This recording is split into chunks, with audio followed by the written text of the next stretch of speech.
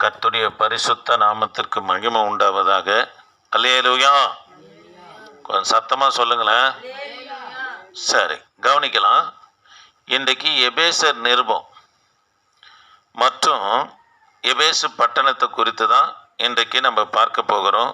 தேவ பிள்ளைகளே, இந்த எபேசருக்கு எழுதின நிருபம் எப்போ எழுதப்பட்டது என்று சொன்னால் கிபி 61 பவுலால் எழுதப்பட்ட நிருபம் தான். 13 நிருபங்களிலே இந்த நிருபமும் பவுல் தான் எழுதினார். பவுல் மொத்தம் 13 நிருபங்களை எழுதியிருக்கிறார். அவர் முதலாவது எழுதினது 1 தெசலோனிக்கர், கடைசியாக எழுதினது 2 தீமோத்தேயு பவுல் நபனை எழுதினார். தேவ பிள்ளைகளே, எல்லாரும் கவனிக்கணும். இது ரோமாபுரி சிறைச்சாலையிலிருந்து எழுதுகிறார். ரோமாபுரி சிறைச்சாலையிலிருந்து கொலேசருக்கு எதின நிருபம், அதாவது பிலிப்பேருக்கு எழுதின நிருபம், எபேசருக்கு எழுதின நிருபம், பீலமோனுக்கு எழுதின நிருபம், இந்த 4 நிருபங்களும் ரோமாபுரி சிறைச்சாலையில் இருந்து தான் அப்போஸ்தலனாகிய பவுல் நபனை எழுதுகிறார். இந்த எபேசருக்கு எழுதின நிருபத்தை பவுல் எழுதி யாரிடத்துல கொடுத்து அனுப்புகிறார்னா, அவருடைய உடன் ஊழியக்காரனாக இருக்கிற தீகுக்கு இடத்துல கொடுத்து அனுப்பினார் என்று சொல்லி எபேசருக்கு எழுதின நிருபம் 6ஆம் அதிகாரம் நீங்கள் 21 22 வரைக்கும் வாசித்து பார்ப்போம்னா சொல்லப்பட்டு பாருங்க. நமக்கு பிரியமான சகோதரனும் கர்த்தருக்குள் உண்மை உள்ள ஊழியக்காரனாக இருக்கிற தீகுக்கு உங்களுக்கு அறிவிப்பான். நீங்கள் எங்கள் செய்திகளை அறியவும் அவன் உங்கள் இருதயங்களுக்கு ஆறுதல் செய்யவும் அவனை உங்களிடத்திற்கு அனுப்புகிறேன். இந்த நிருபத்தை யார் கொண்டு வர்றாருன்னா, ரோமாபுரி சிறைச்சாலையிலிருந்து எபேசு பட்டணத்துக்கு சபையாருக்கு தீகுக்கு தான் அவனை கொண்டு வருகிறார்.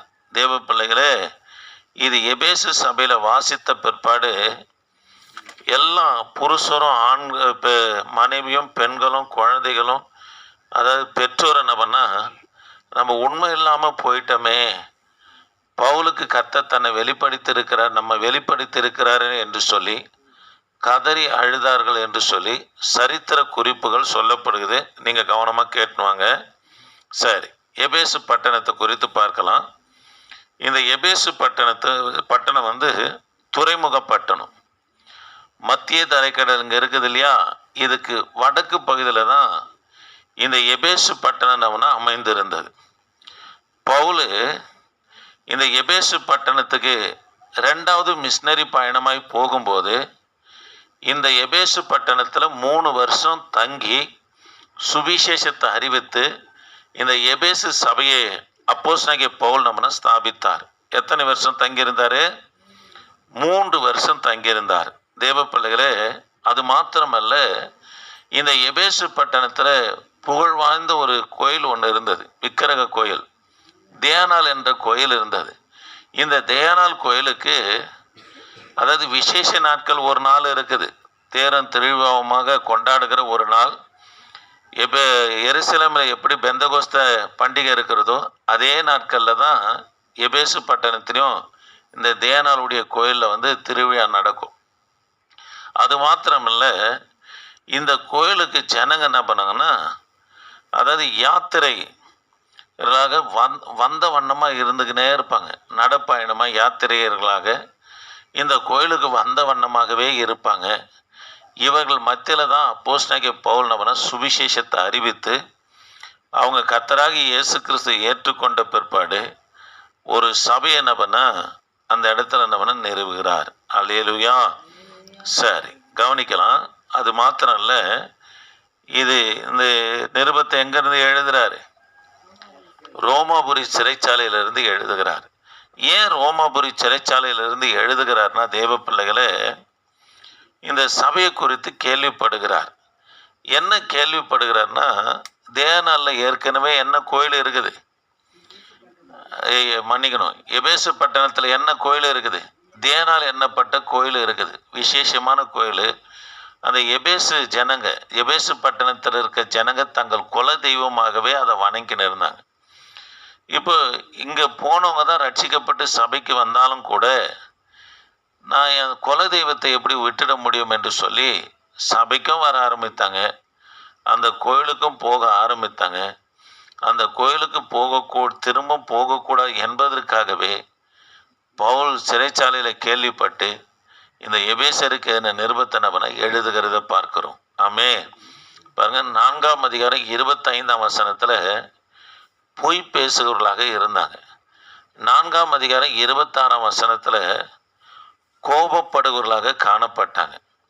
ஆண்டுடைய வேத வசனம் சொல்லுது, கோபம் கொண்டாலும் பாவம் செய்யாத இருங்கள் என்று சொல்லுது. மருத்துவ ரீதியாக ஒரு மனுஷன் 8 மணி நேரம் கோபத்தில் காணப்படுவானா அவனுக்கு அல்சர்லேருந்து ஜீரண கோளாறுலேருந்து எல்லா வியாதியும் வந்துடும் சொல்லி மருத்துவ குறிப்பினவன சொல்லப்படுது. 3ஆவதாக பிசாசுக்கு என்ன பண்ண இடம் கொடுத்தாங்க. அதுதான் தேனாள் கோயிலுக்கு போக்கும் வருத்தமானவன காணப்பட்டாங்க. 4ஆவதாக திருடினாங்க. இவங்க தான தர்மம் செய்வதற்கு என்ன பண்ண திருடினவனை செய்கிறவர்களாக காணப்பட்டாங்க. 5ஆவது இவங்க வாயை திறந்தவனவனா கெட்ட வார்த்தைகளாகவே பேசி கொண்டு இருந்தாங்க. ஆகவே தான் 5ஆம் அதிகாரம் 12லிருந்து 14 வரைக்கும் நீங்கள் வாசித்து பார்ப்போம்னா, 5ஆம் அதிகாரம் 12லிருந்து 14 வரைக்கும் வாசித்து பார்ப்போம்னா, அவர்களால் ஒளிப்பிடத்தில் செய்யப்படும் கிரிகளை சொல்லுகிறதும் அவலட்சணமாக இருக்கிறதே, அவைகள் எல்லாம் கடிந்து கொள்ளப்பட்டு வெளிப்படுத்தினா வெளிரங்கமாகவும் ஆக்கப்படுவது வெளிச்சமாக இருக்கிறது. ஆதலா தூங்குகிற நீ விழித்து மரித்தோரை விட்டு எழுந்திரு, அப்போது கிறிஸ்து உன்னை பிரகாசிக்க பண்ணுவார் என்று சொல்லுகிறார். அல்லேலூயா. தேவ பிள்ளைகளே, தேனாள் கோயிலில் இருக்கிற ஒளிப்பிடத்தில் இருக்கிற இருள், அதாவது கருவறையில் இருள், அங்கே அதாவது அவலட்சணமான காரியங்கள் எல்லாம் நடந்தது. சரி, இப்போ அதை பார்க்க வேணாம், கவனிக்கலாம். தேவ பிள்ளைகளை எபேசு சபைக்கு வருங்கிறங்க இந்த தேனாள் கோயிலுக்கும் போய் வந்தாங்க. காரணம் கேட்டால் எங்கள் குலதெய்வமாக இருக்குது, நாங்கள் அதை எப்படி விட்டு விட முடியும் என்று போனாங்க. இதனால்தான் தான் பவுல் சொல்கிறாரு, அங்கே போகிறான் பாரு, பாவத்தில் இருக்கிறான் பாரு, அவன் மரித்தவன், அவனை பின்பற்றி சபையே நீ போகாதே, மரித்தோரை விட்டு நீ எழுந்திருப்பேனா, தூங்குகிற நீ விழித்து மரித்தோரை விட்டு எழுந்திருப்பாயனா கிறிஸ்து உன்னை பிரகாசிக்க பண்ணுவார் என்று நம்மன்னா சபையாருக்கு ஒரு எச்சரிப்பை நம்ம கொடுக்கிறார். சபையில் இருக்கிற விசுவாசிகளும் பாருங்க, போகிற ஜனங்களை பின்பற்றி போக ஆரம்பித்தாங்க.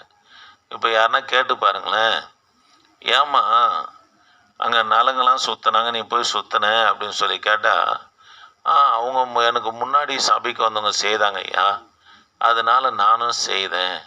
இந்த ஆலயத்தின் நலங்கு எடுக்கிறதெல்லாம் விக்கிரக சம்பந்தப்பட்ட காரியம், இதெல்லாம் கர்த்தருடைய பிள்ளைங்க ஒரு நாளும் செய்யவே கூடாது. அப்போ மூத்த விசுவாசி செய்கிறத புதிதாக வந்த விசுவாசி என்ன பண்ண செய்யுது. இந்த காரியம் தான் எங்கே நடக்குது? எபேசு பட்டணத்தில் நடந்தது நிமித்தமாக பவுல் கடிந்து கொள்கிறாரு. அவன் மரித்து போனவன், அவனை பின்பற்றி போவேனா கிறிஸ்து உன்னை பிரகாசிக்க பண்ண மாட்டார். பாவத்தில் இருக்கிற அவனை விட்டு நீ வெளியே வருவாயானா, எழுந்திருப்பாயனா கர்த்தர் உன்னை பிரகாசிக்க பண்ணுவார் என்று அப்போஸ்தலனாகிய பவுல் நம்ம இங்கே சபையை எச்சரிக்கிறத பார்க்குறோம். ஆமென். அது மாத்திரம் இல்லைங்க, இந்த சபையில் கணவன் மனைவிக்குள்ளும் இந்த பட்டணத்தில் கணவன் மனைவிக்குள்ளும் பிரச்சனை என்ன காணப்பட்டது. ஆகவே தான் சொல்கிறாரு, கவனிக்கலாம்.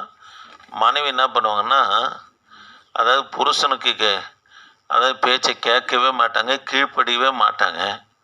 ஆகவே தான் அப்போஸ்தலனாகிய பவுல் சொல்கிறாரு, 23ஆம் வசனம், கிறிஸ்து சபைக்கு தலையாக இருக்கிறது போல புருஷனும் மனைவிக்கு என்னவா இருக்கிறாரு? தலையாக இருக்கிறான். அவரே சரீரத்துக்கு என்னவா இருக்கிறார்? இரட்சகராக இருக்கிறார். ஆமென். தேவ பிள்ளைகளே, சில வேலையில் மனைவிங்க என்ன பண்ணா கவனிங்க, சில வேலையில் மனைவிங்க புருஷனை மதிக்காதவே இந்த எபேசு பட்டணத்தில் காணப்பட்டாங்க. ஆகவே தான் அப்போஸ்தலனாகிய பவுல் சொல்கிறாரு, அதாவது கிறிஸ்து சபைக்கு தலையாக இருக்கிறது போல மனைவியே உனக்கு தலை யார்? உன் புருஷன்தான், நீ வெறும் சரீரம்தான் என்று சொல்லுகிறார். தேவ பிள்ளைகளே, அது மாத்திரம் இல்லை, புருஷன்மார்களும் மனைவி பேச்சினவனை கேட்கறது இல்லை.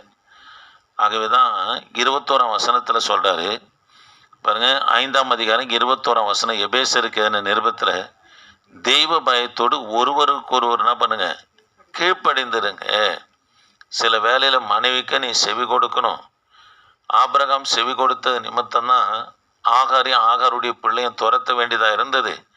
அதனால் செவி கொடுக்க வேண்டிய நேரத்தில் செவி கொடு என்று என்ன பண்ணா, ஒருவர் தெய்வ பயத்தோடு என்ன பண்ணுங்க, கீழ்ப்படிங்க அப்படின்னு சொல்லிட்டு 5ஆம் அதிகாரம் 25ஆம் வசனத்தில் புருஷன் மனைவி என்ன பண்ணா நேசிக்க வேண்டும் என்று சொல்லுகிறார். தேவ பிள்ளைகளே, இங்கே கணவன் மனைவிக்குள்ளே இருக்கிற பிரச்சனையும் காணப்பட்டது. பிள்ளைகளும் கர்த்தருக்கு, அதாவது பெற்றோருக்கும் கீழ்ப்படியில, கர்த்தருக்கும் கீழ்ப்படியில. ஆகவே தான் 6ஆம் அதிகாரம் 1ஆம் வசனத்தில் பிள்ளைகளே கர்த்தருக்குள் உங்கள் பெற்றோருக்கு என்ன பண்ணுங்க, கீழ்ப்படிங்கள் என்று நம்ம சொல்லுகிறத பார்க்கிறோம். ஆமே. சரி, கவனிக்கலாம். எபேசர் 5ஆம் அதிகாரம் 25ஆம் வசனத்தை பாருங்க. 25ஆம் வசனம், புருஷர்களே உங்கள் மனைவிகளில் அன்பு கூறுங்க, அப்படியே கிறிஸ்துவும் சபைக்கு என்ன பண்ணறான், அன்பு கூர்ந்தார் என்று சொல்லப்பட்டு இருக்கிறது. தெய்வ பிள்ளைகளே, இங்கே புருஷന്മാர்கள் என்ன பண்ண, மனைவியை நேசிக்கல. மனைவி குறித்து பேதுரு என்ன சொல்றார் பாருங்க. பேதுரு என்ன சொல்றாரு, 1 பேதுரு 3ஆம் அதிகாரம் 1-2, மனைவி ஊழியக்காரி என்று உற்சாகப்படுத்துகிறார். கவனிக்கலாம். ஊழியக்காரி என்று மனைவி என்ன பண்ண, பேதுரு என்ன பண்ண உற்சாகப்படுத்துகிறார். அதாவது உன் புருஷனுக்கு யார் தேவையில்ல, போதகமின்றி உன் கருப்புள்ள நடக்கிறாரு, நீ அவனை என்ன பண்ணலாம், ஆதாயப்படுத்தலாம் அப்படின்னா மனைவியை என்ன சொல்றன்னா, ஊழியக்காரி, உன் புருஷனை ரட்சிப்பதற்கு வேறொரு ஊழியக்காரன் தேவையில்ல, நீயே அவனை ரட்சிக்கலாம் என்று சொல்லி மனைவி ஊழியக்காரி என்று சொல்லி 1 பேதுரு 3ஆம் அதிகாரம் 1-2 நம்ம உற்சாகப்படுத்துகிறார். அல்லேலூயா. உன் புருஷனுக்கு எந்த ஊழியக்காரனும் தேவையில்ல, நீயே ஆதாயப்படுத்தலாம் சொல்லி ஊழியக்காரி என்று உற்சாகப்படுத்துகிறார். அதே 1 பேதுரு 3ஆம் அதிகாரம் 7ஆம் வசனத்தில் மனைவி பலவீனமான பாண்டம் என்று சொல்றாரு. அப்படின்னா அவங்களை என்ன பண்ணணுமா, புருஷனானவன் கனப்படுத்த வேண்டும் என்று சொல்றாரு. 1 கொரிந்தியர் 9ஆம் அதிகாரம் 5ஆம் வசனம், 1 கொரிந்தியர் 9ஆம் அதிகாரம் 5ஆம் வசனத்தில் பேதுரு தன் மனைவியோடு ஊழியம் செய்தார் என்று நம்ம சொல்லப்பட்டு இருக்கிறத இந்த இடத்துல பார்க்கிறோம். அல்லேலூயா. இருக்குதுங்களா? அல்லேலூயா. சரி, கவனிக்கலாம். அன்பான கர்த்தருடைய பிள்ளைகளே, கவனிங்க கர்த்தருடைய வார்த்தையை கவனிங்க. அதனால் இப்படி இந்த சபை இருந்ததுனால இதெல்லாம் குறித்து பவுல் எபேசு பட்டணத்தில் ரோமாபுரி சிறைச்சாலையிலிருந்து வார்த்தையை கேட்குறார். சபையினுடைய நிலையை குறித்து கேட்குறார். 3 வருஷம் தங்கி ஊழியம் செய்த சபை பாவத்தில் இருக்கிறதே, கெட்ட வார்த்தையாக பேசுகிறாங்களே, இந்த 5 பாவமும் பாருங்க, பொய் பேசுதல், கெட்ட வார்த்தை பேசுதல், பிற்பாடு பிசாசுக்கு இடம் கொடுக்கறது, திருடுகிறது, கெட்ட வார்த்தை பேசுறது, இதெல்லாம் பரிசுத்த ஆவியானவர் துக்கப்படுத்துகிற பாவமாக இருக்குதுன்னு சொல்லி அப்போஸ்தலனாகிய பவுல் சொல்கிறாரு, நீ மரித்தோரை விட்டு எழுந்தாதான் கர்த்தர் உன்னை என்ன பண்ணுவார், பிரகாசிக்க பண்ணுவார் என்று இந்த இடத்துல சொல்லுகிறத பார்க்குறோம். ஆமென். அல்லேலூயா. அதனால் தேவ பிள்ளைகளே, கர்த்தருடைய பிள்ளைங்க பாவத்தில் இருக்கிற ஜனங்களோடு ஐக்கியமாக இருக்கக்கூடாது. அவன் பரிசுத்தவனாக இருக்கட்டும், இல்லை நல்ல ஒரு பெரிய பாடகனாக இருக்கட்டும், யாராக இருந்தாலும் பாவத்தில் இருக்கிறாங்கன்னா அந்த ஆவி நம்மளையும் தள்ளுவதற்கு போராடும். அதனால தான் பவுல் சொல்கிறாரு, அவன் மரித்து போனவன், நான் உன்னை பிரகாசிக்க பண்ண போகிறேன், கர்த்தர் உன்னை பிரகாசிக்க பண்ண போகிறார், ஏன் அவனோடு ஐக்கியப்படுறேன் என்று சொல்லுகிறார். கர்த்தர் பார்த்துன்னுக்கிறாருங்க. ஒரு இடத்துல இருந்தேன், வெளியே தான் வேஷம், உள்ள அந்தரங்கமான பாவம். அது கர்த்தர் நியாய தீர்ப்பில் கொண்டு வருவார், அதை நம்ம வெளியே சொல்ல தேவையில்லை. எப்போடா அப்பா இதை விட்டு வெளியே வரப்போகிறேன்னு கர்த்தர் ஒரு வாசலை திறந்தார், கொண்டு வந்தார். இப்போ ஊழியத்தை கர்த்தர் வளர்த்து கொண்டு வருகிறார். மாதிரி இல்லை, பார்க்குறீங்க. அல்லேலூயா. வெளியே வந்த பிற்பாடு தாங்க ஊழியமும் வளர்ந்தது, கிளை சபையும் உண்டாகுது. சபைகளுக்குள்ளும் பிள்ளைகளுக்குள்ள ஒரு தெளிவை பார்க்க ஆரம்பித்தாங்க, விசுவாசிகளுக்குள்ள ஒரு தெளிவை ஆரம்பித்தேன். அதனால் பாவத்தோடு இருக்கிற ஜனத்தோடு, மனுஷனோடு, ஊழியக்காரனோடு ஐக்கியமாக இருப்பது எந்த விதத்திலும் பிரயோஜனப்படாது. அது நம்முடைய ஊழியத்துக்கு கன்னியாய் மாறிடும். ஆமென்.